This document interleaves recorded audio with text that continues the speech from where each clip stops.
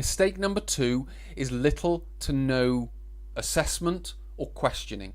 So as I've briefly talked about before, if you're not getting this, you're going more into a one-size-fits-all sort of product, method or package or whatever it might be. So what we need to be starting to understand is more about the lower back pain. With little to no assessment, you can't do it. They will do their method to you, and it's a bit like potluck. Does it work? Does it not work? When you have some sort of questioning, some sort of assessment process, what you start to understand are the patterns in your lower back pain. If you can start to understand the patterns in your lower back pain, you can start to understand what the solutions are. You can start to understand that maybe sitting is triggering it. Maybe standing is triggering it.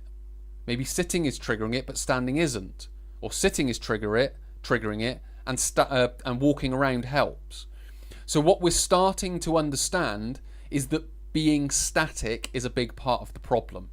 So if we can bring some movement to sitting, if we can bring some movement to standing. Now, when I say movement, I might just mean changing foot position whilst you're sat down, changing foot position whilst you're stood up, because that much can just bring a little bit of movement into the hips, which can help alleviate and take pressure off the lower back.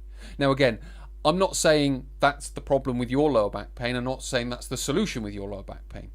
What I'm saying is that if we go through a questioning process and go through an assessment process, that will be teased out, and we'll start to see that, and then we can start putting it in place.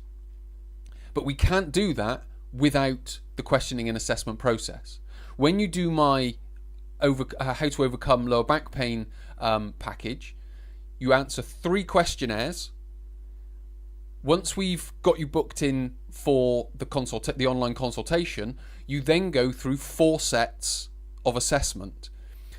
All of this comes to me, so there's a lot of work to do up front. So it's not just throwing you in and me just dictating to you that your back pain's a problem, go and do this go and do this stretch. What I'm trying to do is, again, tease out these patterns, tease out these pain triggers, and also tease out some pain-free triggers.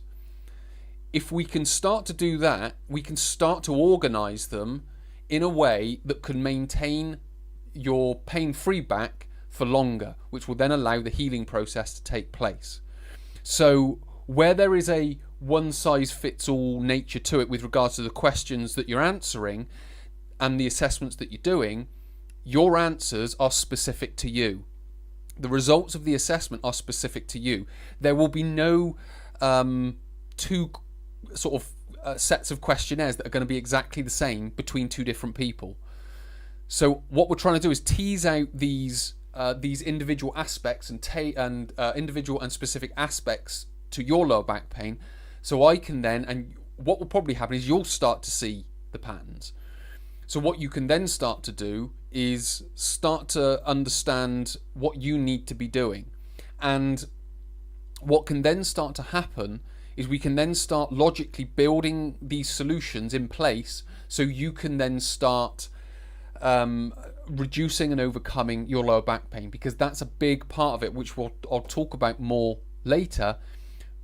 Certainly in the initial stages, and the whole process is about reducing and overcoming, not eliminating overnight.